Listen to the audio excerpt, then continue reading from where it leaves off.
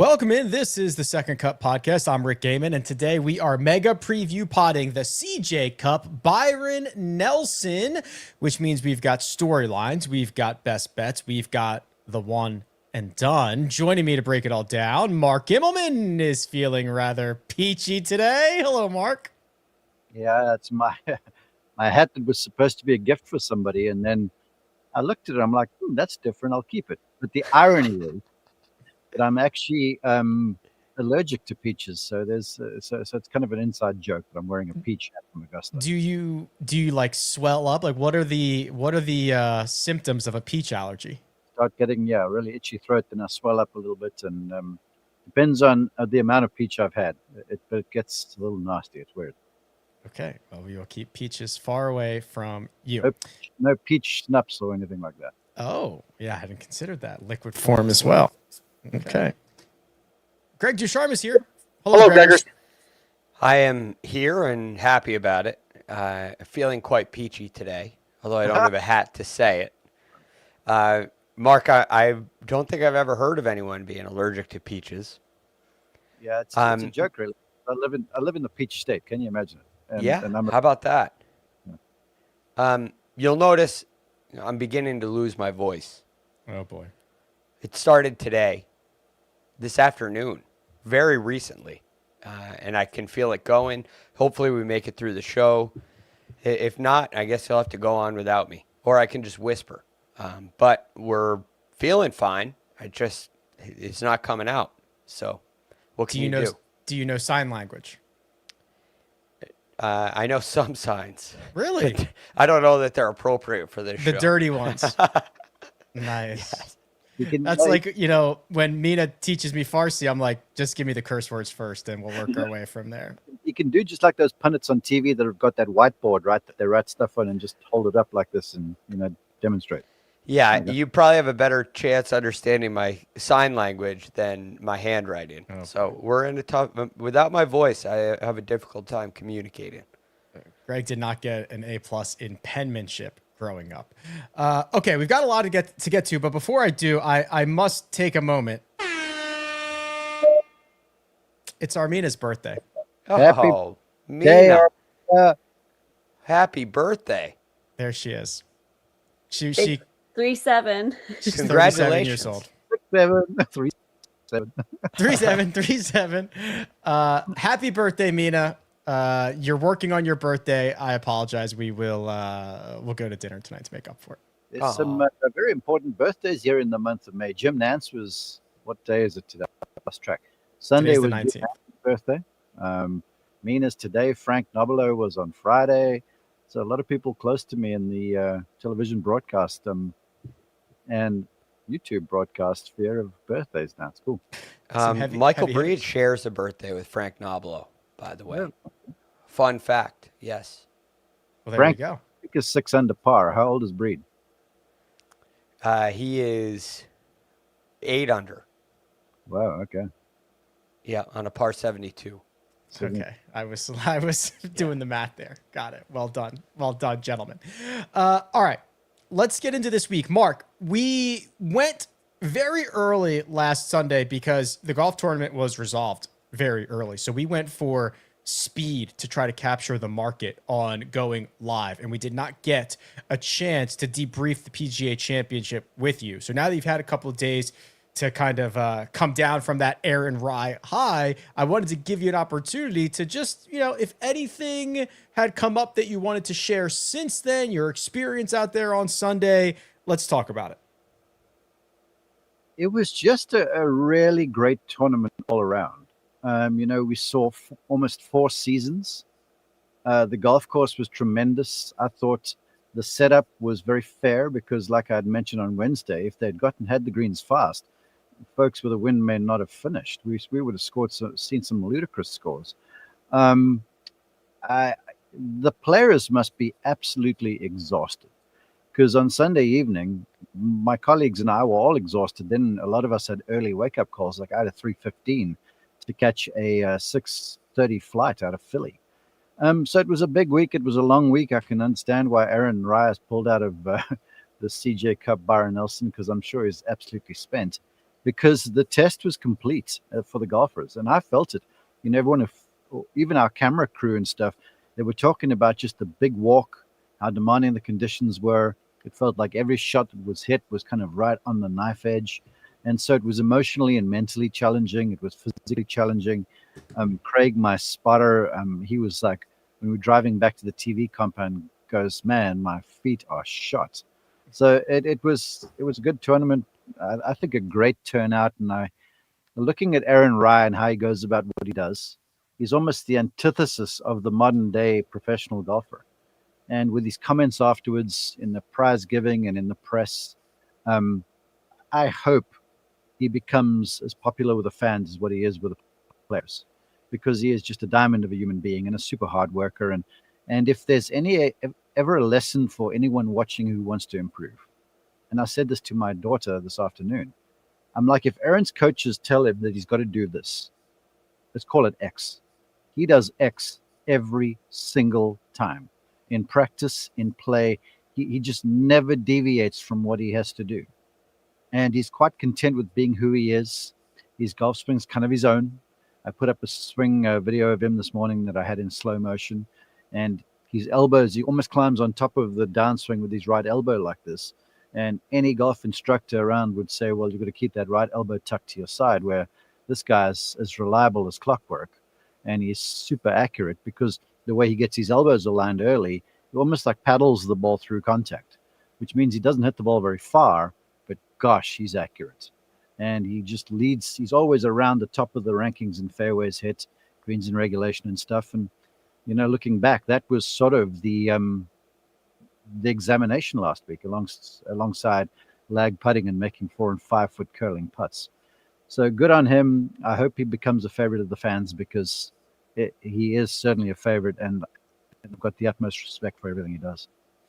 Clinical work. I was pulling the stats on this, Greg, as you can imagine, and we don't have hole by hole stats for every major, right? You know, going back to 1934, it just says, you know, Horton Smith shot a 72 or whatever. It doesn't necessarily break it down by hole. But the stats that we do have, Aaron Rai's final round, final 10 holes were the third best by a winner ever.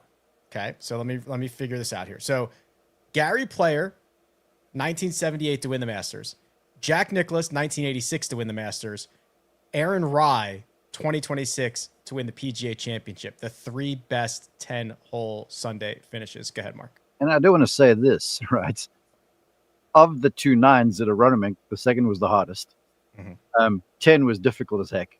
11 was, it looks easy at the outset, but super challenging. 12 is kind of a reprieve. 13 is a bit of a reprieve. 14 is a tough par 3. 15 is a freaking par 5. 16, it was a par 5, but down and quartering wind. So keeping the ball on the green in 2 was hard. If you missed the green long, you were cooked. 17 was just a brutal par 3. And 18, you could hit the ball in the right center of the fairway and have no shot at the green. So what he did was unreal. And I think it was best said when, I don't know if it was ever aired, but I was asked to do an interview with John Rahm when he was done. You know, if we went over time and we needed Phil. And so I said to Rahm, wow, you know, as good as I've seen you play, you must be feeling good. I know second is not what you were after, but you sort of, you know, lift your head high after this performance. And he was like, played exactly how I wanted. I drove it great, hit the irons great, putted well. I'm very proud of my performance. And then he goes, and I don't think anybody, and I'm paraphrasing, I certainly didn't, and nobody did see 9 under par winning this thing. He goes, when I got to 6 at the beginning of the day, if you had told me I could take 6 or 7, I would have.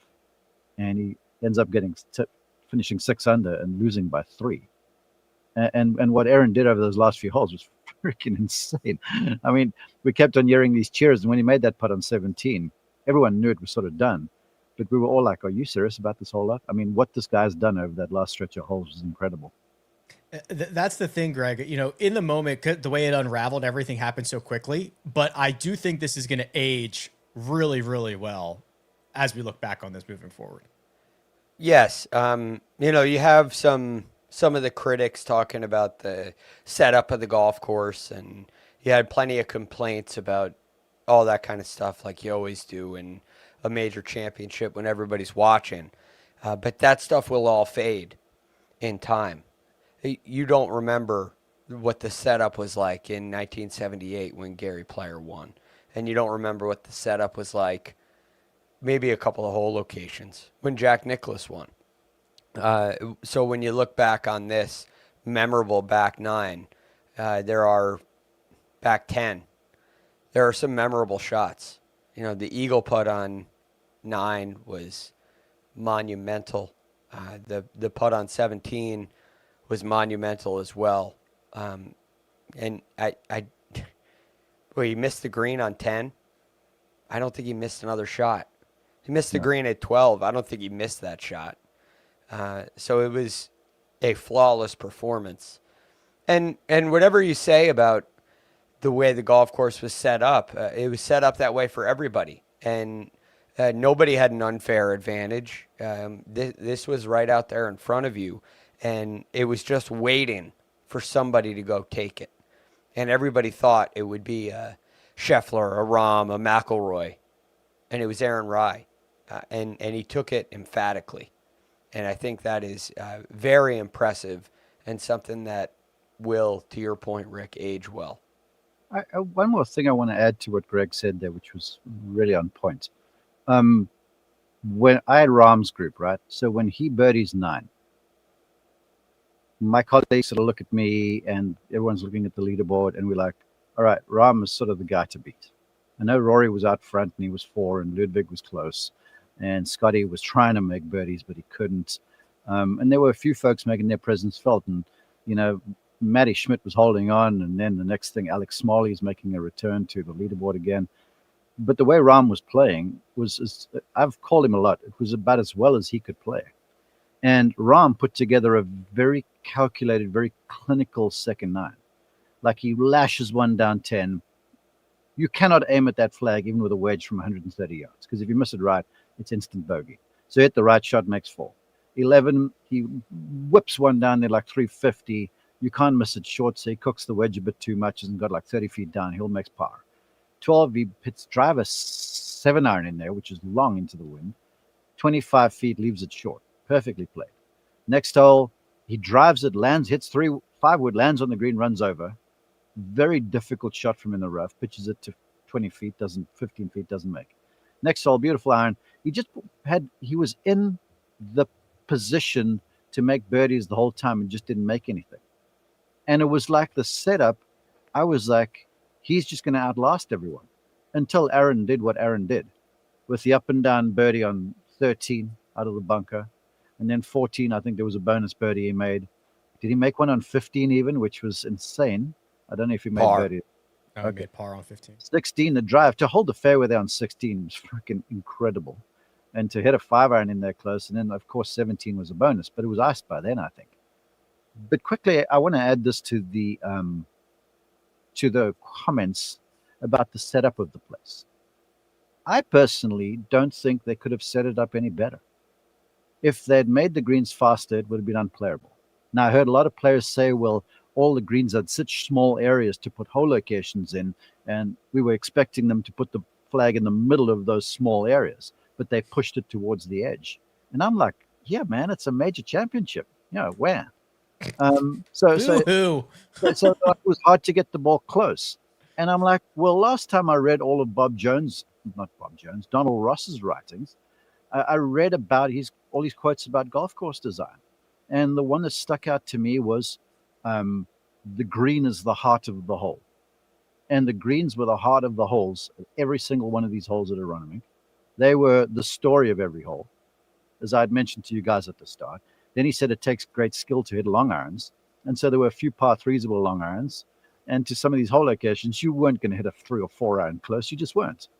But par is not a bad deal. And so that's why I thought par was going to be a decent score. And in the end, it kind of was. But 9 under par was freaking insane. And I didn't think the course setup was bad at all. I thought it was very well set up around the weather and the wind we had. I will say that for Kerry Hagan and company. Yeah, it was. I don't know what the the Twitter sphere, the setup people want. I don't know what they want. And whatever you get, it's going to be complained about. I like They to want whatever they don't get. Correct. Whatever happens, they want the opposite of, and it's stupid. It's and to getting Greg's point, everybody's got to play the same golf course. Speaking of golf courses, TPC Craig Ranch, hard pivot to this week. Let's do it. Greg, there's been some work done around Craig Ranch, has there not? There has been. And I have a source on the ground. Of course you do. Who says it's an anonymous source. Of course it is. But he's there, very intimately involved with it. The changes by Lanny Watkins are quite significant. All new greens, bigger and way more severe. They're broken up into 2 or 3 flat sections with deep valleys separating them. A player today said lag putting is going to be very important now. A few new tee box locations stretch the course out as well. It's going to play tougher. I think this is very interesting. I also heard that the 4th green is ridiculous. So I'm very interested to see how all that plays out. I think it will be more difficult. I love that the tour has a way of going around all these venues, whether it's the tour or the venue themselves. They go and make the proper adjustments. This is a long golf course that yielded a lot of birdies the first 5 years here. And depending on the conditions, it could be very, very gettable with long irons. Even though a lot of drivers and long irons, guys still found a way to make birdies. So I'm very curious about these greens and how they hold up. The one area that was difficult about Craig Ranch over the last 5 years was proximity to the hole. It was the last 3 years anyway. It was top 10 in proximity to the hole, top 10 toughest on tour, and you have to hit it in there close with long irons. And so 3 of the last 4 winners were top 5 in proximity. It sounds like that's going to be even more challenging this year because you have some new greens, and also the new sectioning of them could make a big difference. Greg's anonymous source, Mark, who I love. I love that, by the way. The way you set that up, you made it seemed like it was Lanny Watkins himself. Like, well, he's intimately involved, and I don't think it was. I have because I'm not going to name them, but they play golf on the PGA Tour, and they are somewhat familiar with the area. And the one's observations were, it's interesting. And the other's observations sounded like Rory describing his first round at the PGA last week. Because there's Greg points out, significant elevation changes around the greens. They've also been, from what I understand, or if it's been explained to me correctly, I'll see on Thursday when I get there, that they're like moguls, like almost teardrop moguls that are just like popped around the place, that are like as tall as a 6-footer. So you could be like in the right rough and have a mogul in front, and you can't see the target. So look, I mean, I don't know if the golf course needed defense because it's a TPC place and people go there to play it. But if the tournament's going to stay here for a while, you may as well beef it up. And, Lanny is an old school kind of a golfer where golf shouldn't come easy. And that's, by the sounds of what I hear, his greens set up so exactly what it is. Because Lanny well knows, and anyone who's got half a brain knows, length isn't going to protect golf courses against these guys. The only thing that protects it is firmness. And in this time of the year in Dallas, there's already rain there. We're getting alerts on our phones, the CBS people, that there was severe weather in the area. So it's going to be soft. So there's no way to defend the place unless you just make the greens very, very difficult. And that's what he's done. The interesting thing, Gregors, is the winning score the last 5 years has been between 25 and 26 under par on average, 25.6 under. And we're hearing a lot of rumors around, hey, what is the schedule going to look like? It does seem like the tour is, obviously it's a TPC, but making an investment to say, hey, we're going to be here a while. We're going to keep coming back here. We want to make sure this is a proper test, not necessarily a hit and giggle where Scotty Scheffler can go out and shoot 31 under par for 4 days and win this golf tournament. And to Mark's point, yes, the conditions matter a lot, but you don't control Mother Nature, so you might as well do some other things that you've got backup plans and tertiary plans. That's a very interesting point. And golf courses need to be interesting in today's day and age with the direction that the PGA Tour is going. They need to be interesting for some reason. And you don't want to be out there in a park that has no intriguing shots. Now, like I said about the PGA Championship setup, everybody is playing the same golf course. So in theory, it doesn't matter. It could be at a pitch and putt near you, and it's still a competition with the best players in the world. But as a business like the PGA Tour is, and a entertainment product like the PGA Tour is, you need to have compelling golf courses are a really important aspect. And that does not mean that they all have to be difficult, but they have to be they do have to test the best players in the world and identify the player who's playing the best. That's such a cliche thing that's thrown around, but the golf courses have to ask certain questions. And when you look at the tour as a whole, I think they've spruced up and beefed up a number of their golf courses that have led to better tournaments, whether the winner's 22 under or 15 under, 8 under, anywhere in between. They have done that, and I think it's an important element of the PGA Tour.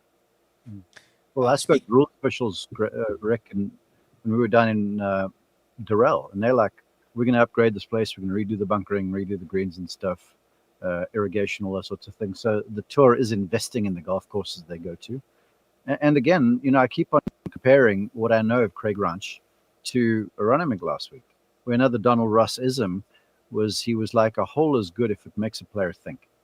And it's amazing how last week you could have a 550-yard par 4 with a little wind and some run in the fairways, and John Rahm hits driver 7-iron in there. Okay, and then you could have a hole that's shortish for them, and guys are laying up off the tee to set up a good second because of the severity of the green.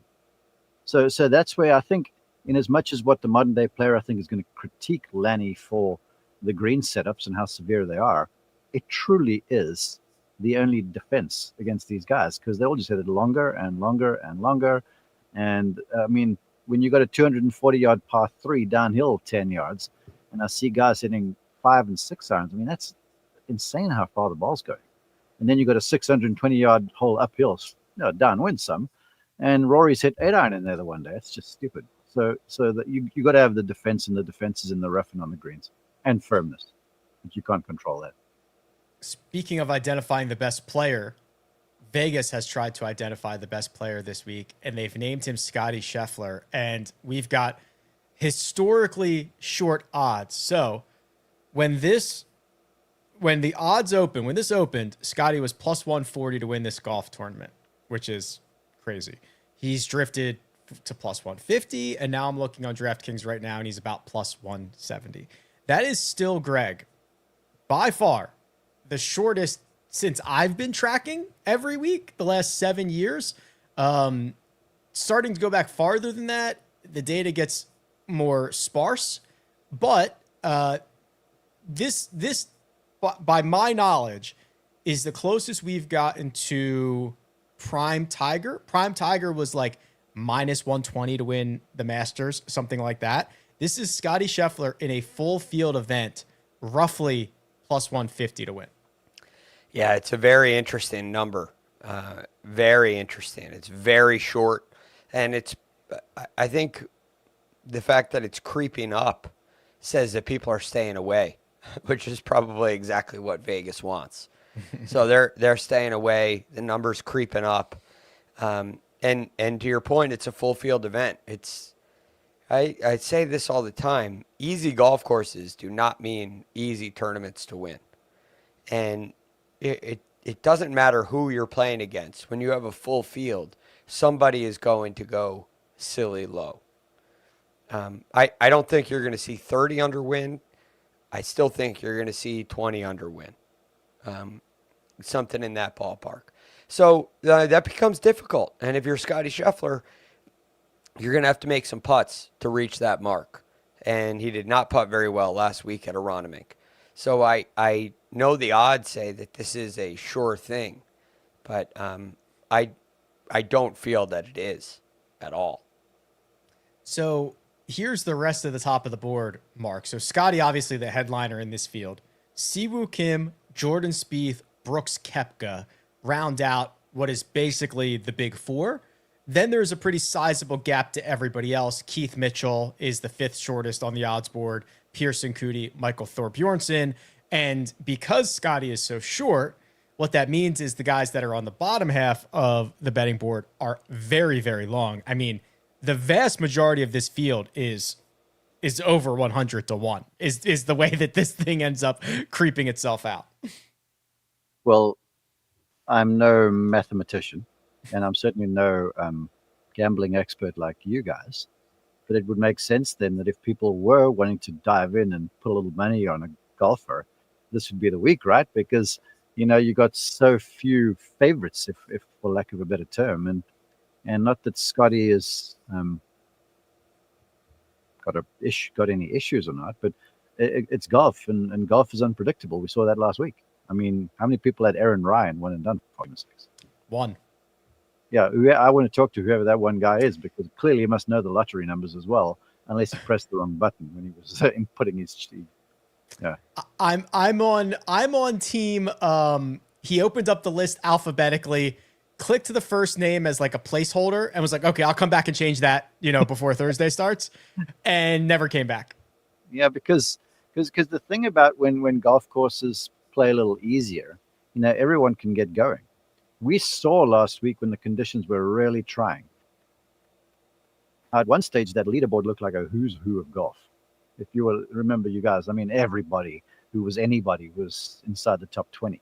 And Rory would say it's because the course was so hard that there was a lot of parity. I'm like, heck yes, of course it is, man, because no one's flying away. You can't really make inroads on the place, and sometimes you got to scramble, and sometimes you got to play well.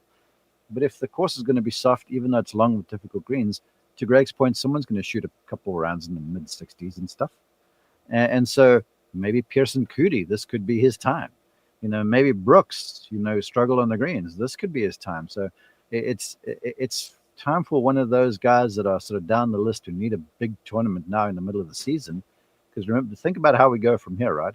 It's Colonial, which is limited field. Then you got the Memorial, which is signature. Then it's the US Open that not everyone's in. Then it's the Travelers, which is signature. Then we go to, I can't remember, but not everyone's going to go to Rocket. No, Canada. No, it's Canada before the US Open. Yeah. But not everyone's going to make the trip. Rocket, the guys that are down this list, they'll get in there, and they'll get into John Deere, and then not everyone's getting in Scotland or the Open, and then it's 3M, and everyone's going to get in there. So there are these folks that are down the list with 70 making the playoffs, and no one knowing what the schedule is going to be like in 2027. You better get swinging this week. I mean, this is one of a few opportunities left. And I had a moment listening to press conferences on the way home from the golf course in my hour commute last week. And I heard Rory talking about, he was asked a question, it was with Amanda, I think, after his round. And Amanda said to him, after your first round of like 3 or 4 over, whatever it was, did you ever feel like you just wanted to like pack it in and mail it in? And he took a pause and he goes, I'm not that guy. Mm-hmm. And so he quickly talked her down. And then he said, and look, to be honest with you, I really only got about another 40 chances at these majors. So I've got to take every chance that I have. And I'd never thought about it that way, but I'm like, that's about right. So for these other guys that are well down the FedEx points list, they've really only got, 6 or 7 legit chances to make some points and make the playoffs. So yeah, they may be down the betting odds, but you better start playing now. Time to get going. Were you jumping in there, Greg? I was just going to say, I mean, it is really limited. This, Canada, Rocket, John Deere, 3M, Wyndham, 6. Some of them will get in next week. 6 to 7 events. 6, 7. It's very, very limited. Very limited opportunities. It's already crunch time. Normally, that crunch time comes up in July. It's May. It's May. And you're on the back end of a tight schedule. So, yeah, you got to get going now. And there is a question here in the comments. The question is Colonial a limited field? Yes, it is. It's 120? 6 last week. What's it, like 120 or something, I think it is? I think it's a 120. Yeah. Yeah. So not full field, but not signature. Yeah, correct. Exactly. The boys got to get going, and we got to get going too, because we have got to talk about some more of these names, and we've done it in the form of a grid where we have entered in one matchup, one finishing position, two separate outrights of our choice. Mina has taken them from the outline. She's put them in the grid. She's put them into an image, and she has shared it right now. Yes. And there is some overlap here. Greg and I are very much on the same wavelength this week, which could be good, could be bad. We will find out. Gregors, why don't you kick us off with your matchup of the week, please? I went back to a heavy hitter matchup in this field anyway. I have Brooks Koepka at plus 120 over Jordan Spieth. The number very much helped. But this is the way I looked at this. I think both of these guys are hitting the ball well. Both hitting the ball well enough to win. They have both been very shaky on the greens, and it becomes a huge toss-up, especially with new greens, right? So Jordan Spieth's course history here, which is very strong, maybe limited a little bit. And I don't think the odds reflect that. So I went with Koepka over Spieth, in large part because of the number. I felt this was a toss-up, and the number is favoring Spieth heavily. And I think they may have missed the element of the new golf course and the effect that that's going to play. All right. Gregors has opted for Brooks Koepka over Jordan Spieth. That's a marquee matchup. Mark, yours not so much, to maybe lesser-known players. Who'd you find? A little bit. And I looked down, me in the top 40s and top 30s. By the way, did Wrighton finish in the top 30 last week? He did, didn't he? No. He was up the leader. He didn't? He was. He didn't finish there. Okay. Well, that cost me. I'll find out exactly where he finished, but he did not. So anyway, I found a few names in the top 40s that were sort of positive money. You know me, I don't like to see a negative or minus in front of the lines I bet. And Bo Hostler was one, and Max McGreevy, who's a great young player who's played well here before, was another. Both guys from Oklahoma and Texas, so they're used to the grasses. But I went with Johnny Kiefer, another Texan, over Seamus Power at plus 105. Johnny is long. I've expected him to do a bit more. I know you guys have been high on him as well. So I think this is one of those weeks where someone like a Kiefer needs to show up. And it's the perfect sort of an environment for him to get going. So Kiefer over Seamus Power for me. Rayton bogeyed 5 of his first 8 holes on Sunday and finished T44. He shot a 74. Jeez. Yeah. Yeah. Disappointing. Nick Taylor did something similar to me, Mark. I understand it. I had Taylor in the group with Ram, and Taylor was looking great. And all of a sudden, it looks like his legs just gave way underneath him, and he had a bunch of lefts off the tee, and that was it. I mean, we really need to consider making these 54-hole events, and listen to you. Maybe a shotgun start. And while we're at it, we don't. Teams. All right. My matchup and Mark's finishing position overlap here.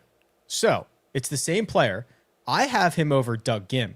He might be the youngest player in the field, Mark. I don't know, but he is gushing with raw talent. Please tell the people who it is and what you picked.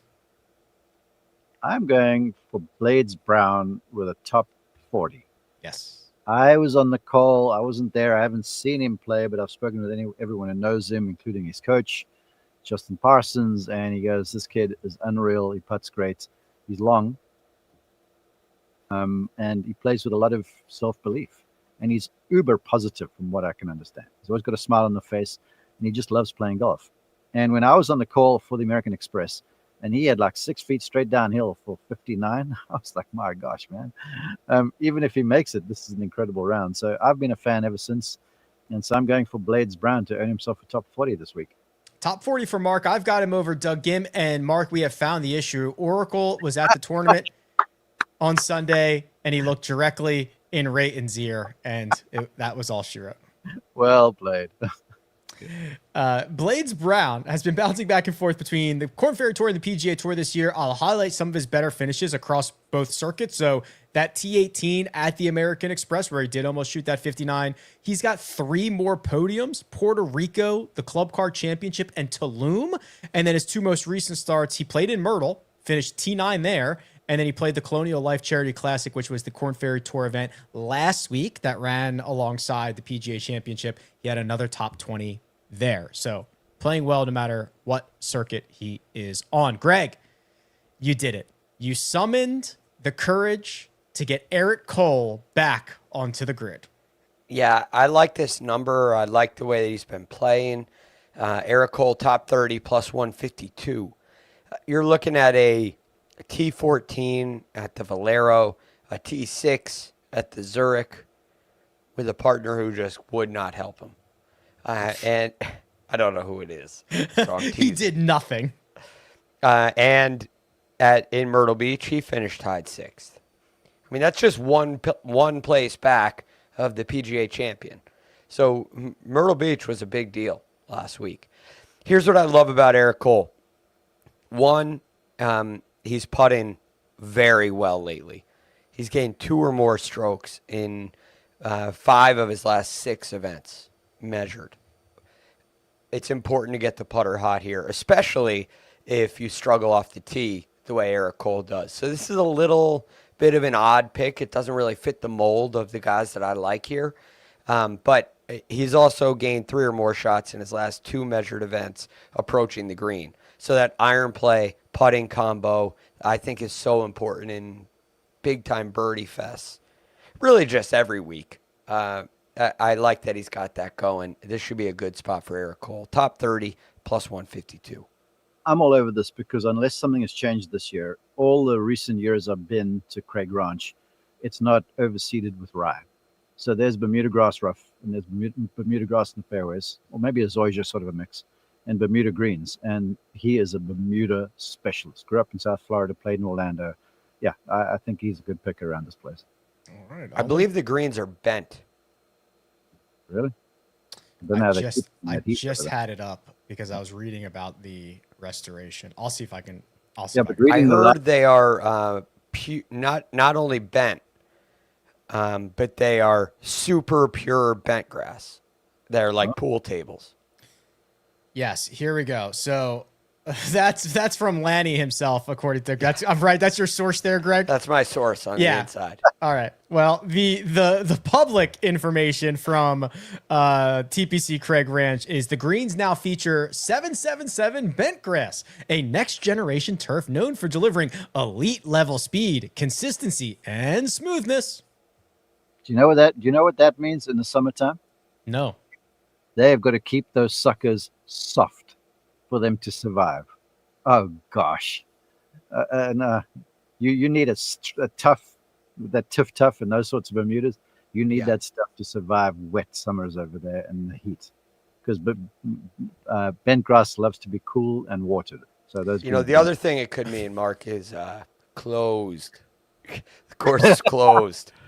Well, would you like to hear that they have also now featured 2,000 new sprinkler heads and a more efficient pump station, replacing the previous system that had been in place for more than 20 years. And these upgrades, Mark, allow the team to optimize water distribution in less time and maintain consistent playing conditions throughout the year. So good. Sounds like the Reed Dutton greens and the extra length are going to mean that much to these guys when those greens are soft. It's all starting. It's not just long irons and stuff that stick on the greens. When the greens are soft, these guys chip well, because they can control the first bounce. When you're unsure of the first bounce and what it's going to do, it gets harder, and you're facing 5 and 6 footers. You're going to find chip-ins and all sorts of stuff around here. All right. Well, we are learning more every minute. I've gone for Hayden Springer top 20. So we've got a top 40, a top 30, and now a top 20 plus 400 here. Hayden Springer has played 10 times this year. He hasn't missed a cut. He played alongside Alex Smalley They finished runner-up at the Zurich. He played in Myrtle Beach, T24 there, starting to get some good play from Mr. Springer. And guess where he graduated high school, Mark? You must know. The same school as Jordan Spieth. Is that true? Dallas Jesuit or whatever it was. What's it called? According to his bio, he graduated from Byron Nelson High School. Oh, okay. Which... Well, that's not where Spieth went. I thought Spieth was elsewhere, but he's from Dallas. Yeah. He went to Texas Tech and yeah exactly. Okay. Or maybe TCU. One of them. It doesn't matter. Details don't matter. 4-1 to finish inside the top 20. Now, we've got winners. We've got some overlap of the winners. We have no Scotty Scheffler to be found. First and foremost, Greg, it's the most shocking that we have no Scotty Scheffler because we usually don't even delete that from the outline. We just copy it and paste it from week to week. Scotty Scheffler is the favorite for the 46th consecutive start this week. 46 starts in a row. Scotty Scheffler has been the favorite to win. You say no, sir. I just don't like the number. I don't think it makes sense mathematically. So that's the only reason why he's not on here. I could have, and I would actually consider making my outright selections the winner without market. Oh, okay. I would bet the odds don't change all that much. Well, I'll find out while you tell me why you've opted for who you've opted for. First and foremost, Max Grazerman. Very excited about Max. T38 at the Cadillac, T31 in Myrtle Beach, T14 last week at Aronimink. Starting to see a little better putt-in out of Grazerman, which is his forte. And I just have a feeling that this putter's going to get hot on these wet bent grass greens. Heavily watered bent grass greens.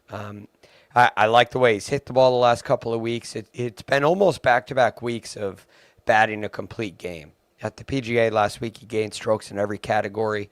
I think it goes a long way, and he has the firepower to light it up if he needs to. Grazerman in the without market is 43-1, and your second player here, who is 48-1 in the with market, is 31-1 in the without market. Would you like to tell me who it is? Yes, that is Wyndham Clark. Yeah. Now, there's not a lot of explanation. He is having a very good iron play season. The finishing positions, if you take out the majors, T21 at the Masters, by the way, we'll keep him. We'll keep the majors. Okay. T16 at Harbortown, T20 at the Zurich, and he missed the cut last week. But I think he's going to be able to air out the driver a little more. And I know how hot he can get with the putter as well. I think this is a great kind of setup for Wyndham Clark. And I do think the play has been closer than it seems. So this could be a little bit of a breakthrough surprise winner, Wyndham Clark. Did you see the video where he almost decapitated that woman?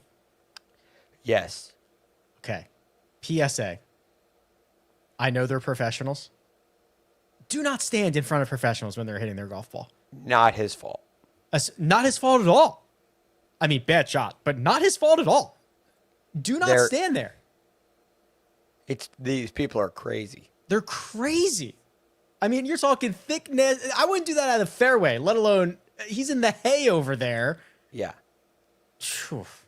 He probably should have moved him over a little bit. Still the gallery, when you got those tees like stretched, the PGA Tour tees when they've gone back 50 yards and there's nothing there except for this sliver of teeing ground and a little viewing space. And people actually lean over the rope to see. And you're on the tee, then all you see is these heads. You're like, man, someone's going to lose their life here if I catch one in the field. That's like, hey, we're taking sniper fire. Let me stick my head around the corner and see if I can see where it's coming from. Exactly. Yeah, let's look. Also, if we're not going to stand there, let's stand 300 yards down the fairway on the right-hand side. So we make sure we get doinked right on the noggin. Yeah, that's right in the hot spot. It's unbelievable every single time. All right, Grazerman and Wyndham Clark for Gregors. Mark, you have opted at a more comfortable position, closer to the top of the board. Still no Scotty Scheffler, but you found two outrights that I would like you to talk about, please. Both are Dallas residents. Both have been playing very well. One better than the other, but both been striking the ball very, very well. And one just seems to be getting better and better every week. And last week at the PGA, Jordan Spieth seemed to be flashing a bunch of brilliance. And I don't know where he finished, but I was hearing his name a bunch, and I was looking at numbers, and I saw that the driving was like one of the best in the field. He's long enough. He's comfortable around Dallas. He's played well in this tournament before. So Spieth at plus 1750. And then I've been saving this man for this tournament since the beginning of the year. And it's Si Woo Kim, because he loves it in Dallas. He gets to play with Jordan and them, gets to stay at home. He's got his fans, the boys out there. There's BB all over the golf course, so he can get himself well nourished because he likes to eat a little bit. And he's been playing great, man. I know he was playing okay last week. I don't know where he finished. But Si Woo is just so solid right now. I just wish that he would ditch the short putter and go to the broomstick again. But he's averse to do so because he feels like the broomstick is kind of bending the rules a bit. So he's sticking with a short putter. If he was putting better the entire year, he'd have multiple victories. And I think this is going to be the week. He's an ethical hooper. He doesn't like to use the broomstick. So I'm happy to report that my two winners, we do overlap here. So I've gone Si Woo with Mark. I've gone Max Grazerman with Greg. I'll just add a few nuggets there. Si Woo's got 5 top 5s this year, which is the most on tour without a win. So he's playing well. He's up near the top of the board. Just needs to break through. Max Grazerman, Greg correctly identified the complete gain last week, which is what Aaron Rye did the week prior at Myrtle before his PGA Championship win. And Mark mentioned Si Woo gets to play with Spieth and Scotty and those boys, and he is going to play with some of those boys because he is in a group with Brooks Koepka and Scotty Scheffler. It's amazing. You talk to him because when they're home, they're playing together, they golf together all the time. And when I see Woo, I'm like, "How you doing?" And he goes, "Scotty took me for a 500." Or he's like, I'm like, "Did you play badly?" He goes, "I shot 64 and Scotty still won my money." So he's playing well. So and in Dallas, he knows the places around there, and his record at this golf course has been decent too. I don't play a lot of cash games, but if I did, I would avoid the number 1 player in the world, I think. At all costs. Yeah. Or I would need a lot of strokes, even if I was Si Woo Kim. But or a lot of cash. Or a lot of cash. That is the grid for us, but there is still work to be done. And this was an interesting week to pick the one and done. So, Mina, while you're there, oh, thank you very much. You are ahead of schedule. She has released the silhouettes, and I will tell you, I can see right here that Greg and I have the same player, and Mark and Mina have the same player. So wow. This is all right. I know who they all are. This is 2-on-2. Greg, why don't you just tell everybody who we've picked? It's Max Grazerman. Yeah, this is a little bit of a, reach, long shot. But I think he has upside to win a tournament. And if you saw him on the board this week, nobody would be surprised. I am so low on ammunition. I can't run Si Woo Kim out right now. Yeah, I need to save Si Woo for the Wyndham. Yeah.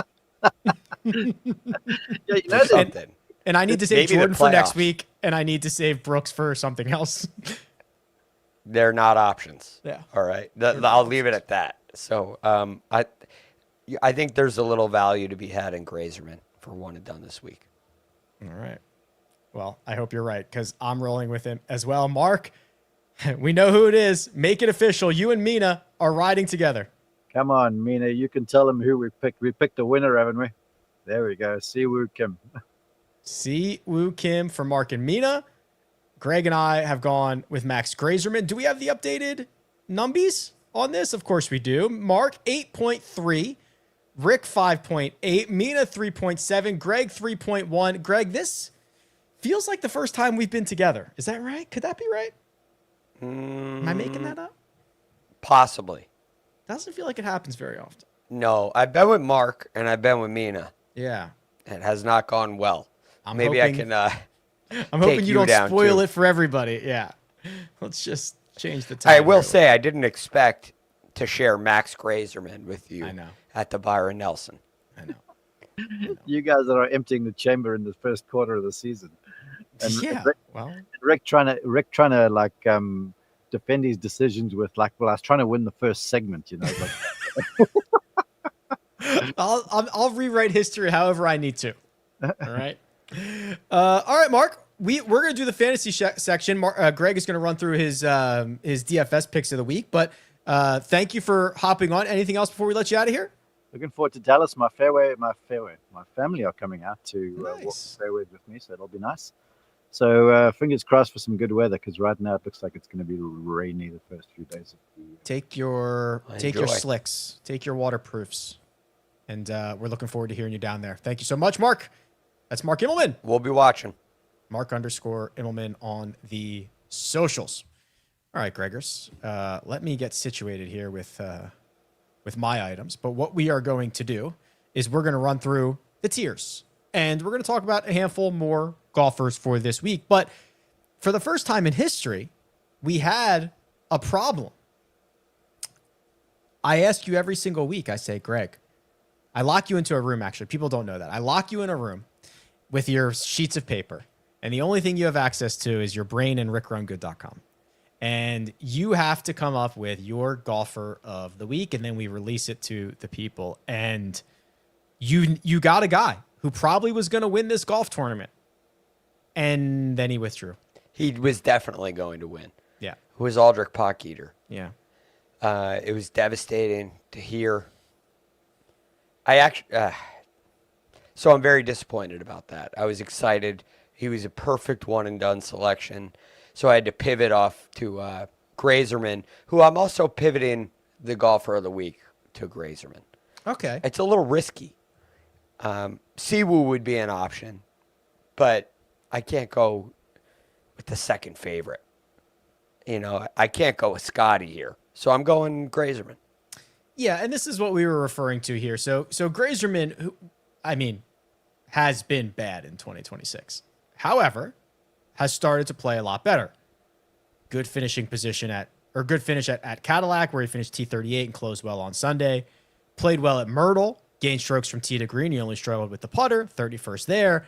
And then we got that complete gain, positive in all four major strokes gain categories at Aronimink for a T14. So that is what you and I have hung our hopes and dreams on. Yeah, I think he's a much better putter than the way he's putted this year. And I was very happy to see a good putting week out of him last week. And I think he's going to roll that forward here in Dallas. The WDs and replacements have come hot and heavy since Sunday. So just to recap, the Monday WDs were Pocketer, Putnam, Rye, which got in Jonathan Bird, Austin Cook, and Sung-Yul No. And then Mason Howe got a sponsors exemption. Scott Piercy and Ryan Palmer got in because they needed to fill threesomes, because I think Brooks Koepka causes that. And then David Ford withdrew today. Fabian Gomez got in. That is the up-to-the-minute field updates. Yep, got to keep an eye on him. I shared my thoughts on Pocketer and then found out he withdrew. Bad timing. So yeah, you got to keep an eye on it this week.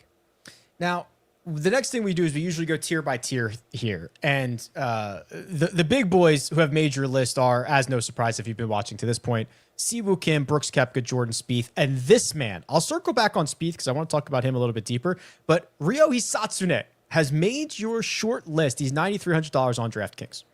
Yeah, very impressed with him. He played, I thought, pretty well last week. Finished tied 35th. He's a reliable cut maker, a very reliable ball striker. And he just had like a little stretch from Harbor Town and those two really difficult golf courses at Doral and at Quail where he struggled. But he hit the ball. He got back on track last week. I love the ball striking and signs of life with the putter as well. He has gotten hot with the putter, and that's kind of what I'm looking for.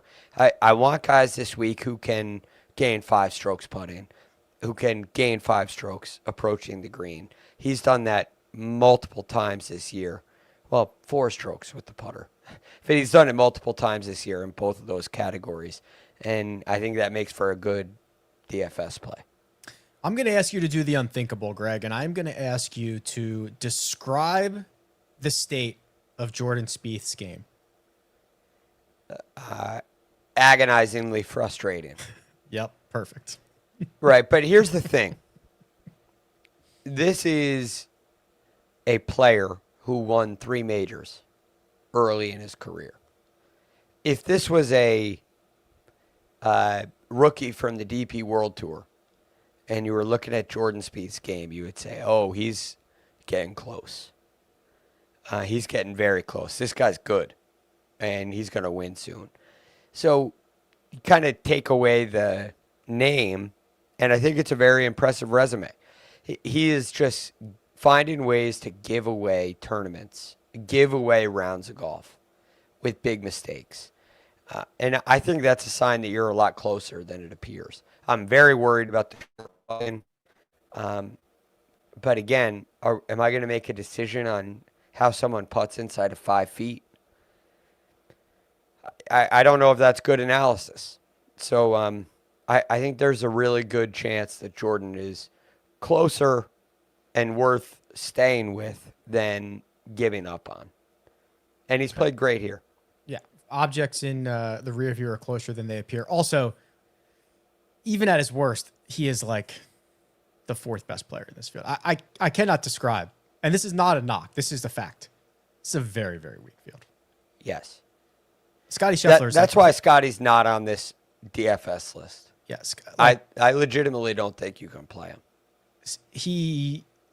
There's a reason why he's like the shortest odds. And one is because he's Scotty Scheffler, but also the only win he has this year is the American Express, and it's not like he's won 5 times already this year. It is because this field is exceedingly weak. The American Express was a much stronger field, according to the official World Golf Rankings. But just to give you an idea, Scotty is almost 15,000. He's at 14.8. Yeah. There is no one in the 13, 12, 11, or $10,000 range. Yeah. Siwoo Kim is next at 99. Yeah. It's crazy. I don't think you can play him. So what I did is I'm behind because I was traveling yesterday, but I was messing around last night and I put Scotty in a lineup, and then I went like all the way down to the bottom for this. I forget who it was, but I was like, oh, this guy's going to be like so cheap and like it's going to give me a ton of salary cap relief. And I found like 2 guys I loved at the bottom, like the bottom. And I came back up and it was like, you've got $6,700 for your last 3 guys. And I was like, I can't find 3 more. More? No. So you just gotta. What do you have a projected ownership on Scotty? Yeah, it's like 50%. All right, so you don't play him and hope he doesn't win. That's the model says 50. I bet it will be 40. Because there will be as the week goes on, it'll become a little bit more aware, and people will be like, well, you can't play the guy who's $14,800 in half the lineups type of deal. Yeah. So it'll come down, but I'm telling you, man, by far the best player in the field, shortest odds to win, just won here last year. He's going to be popular, obviously. Yeah. And I get that because it's likely that he wins. Eric Cole. Sorry. Did you want to say anything else? No. Okay. Eric Cole you referenced, but here it is on the screen. So 51st in Houston, 14th at the Texas Open, 6th at Zurich, where he just carried his partner across the finish line, and then 6th at the Myrtle Beach Classic. And Greg, you are starting to see those red squares turn to green squares, get a little deeper, plug in those leaks. And now really the only thing that he stinks at is the thing that he's always stunk at. Exactly. He has always stunk. He is short and crooked. Yeah. Can't do Short and crooked, not a great mix for the PGA Tour. But he's a very good iron player and has been very good lately, and he's a very good putter. And this golf course, that combo works. He's got, a 5th and a tied 25th here. Yeah, 23rd, 3 years. So he's played here twice. 2023 was the 23rd, and then last year was the 5th. And those weeks, he also stunk at driving. Yep. So I think it works. And I think he's going to have a great week. My hottest take of the week, and I don't know how hot this is I think Blades Brown could win. He could win. A legit potential birdie fest where he has already, we'll talk about the weak field. He's played some of the weaker fields on the PGA Tour this year. So he played the MX, almost shot a 59 and finished T18. He finished third in Puerto Rico and had a chance on Sunday. He finished ninth at Myrtle Beach, which is an event that eventually bred a major champion. I think he could legitimately win this golf tournament. Oh, he had a chance at Myrtle Beach, too. Yeah. You know, he was flirting with the lead. He missed the cut at the Cognizant. Everything else has been top 40. I was very close to putting him in my grid in top 40 instead of Eric Cole. I almost had him in my one and done. I almost had him in one and done as well. If we were doing two and done, I would have picked Blades Brown. It's like a live player. Yeah. You're not going to get access to him. He's not playing every week. Yeah. You don't get access to him a lot. And he's very good. And every time he tees it up in a PGA Tour event, he shows up. Anytime he tees it up in any event, he shows up. So I love his game. He's a great value if you're going the non-Scotty Scheffler route. We have a man who is already a PGA Tour winner that has made your short list here. It's Carl Phillips. He's $7,200, Greg. And what is it about his game that allowed him to make this list? I think he's playing a whole lot better. I was surprised when I saw the profile. But you're talking about he finished tied 24th in Myrtle Beach, tied 13th in Louisiana in the Zurich, and tied 33rd at the Heritage. Right, decent results. He's gained strokes putting in every event but one this year. Again, I think that's really important this week. And then in 4 out of his last 5 events, he's been positive with the approach play. So this is a great combo. He's won on the PGA Tour. You're starting to see it show up in the finishing positions. He checks a lot of boxes at a great price.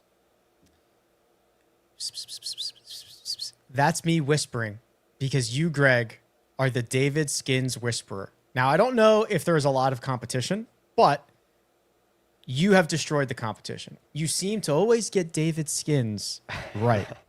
So, why David Skins? Well, I was looking at rickrungood.com course key stats. Great site. New I model always like to take a peek at the course fit. Yeah. And just say, what does the model see? I know what you're going with this, yeah. And David Skins Yeah. was second Yeah. behind Scotty Scheffler. Isn't that crazy? And look, this 6K range is terrible. There's no juice to squeeze. Like, I mean, you're really digging if you're in this 6K range. And I'm like, well, best course fit. Finished tied 24th at Myrtle Beach. He's got a top 10 in Puerto Rico. Tied 30th at the Valspar. His partner forced him to miss the cut at the Zurich. That's right. Hate that guy. He's played well, and he's putted really well. That is right. So I'm showing the model right now, the course key stats model. So basically, he gets like 0.4 of a stroke improvement on his course fit. So a lot of the putting. He's a fantastic putter, and that is one of the more highly correlated stats to success. A lot of different putting ranges. He's pretty good in around the green and scoring as well. So he gets a lot of good adjustments there. He doesn't get any hurt, but he doesn't really get any positive stuff with the ball striking like Scotty does and like some of these other guys do. But yeah, that's the reason we're seeing David Skins pop up. And look, it fields like this, it's uncomfortable. It's uncomfortable to lean on putting. But I just think you have to do it. Yeah. Listen, the leaderboard, even if the leaderboard is Scotty Scheffler, Jordan Spieth, Siwoo Kim, Brooks Koepka, the next 6 in the top 10 are going to be weird. Yes. It's going to be very, very weird. No doubt. Here's your last guy, AJ Ewart. Missed the cut at Myrtle. That's not gonna set you off on him.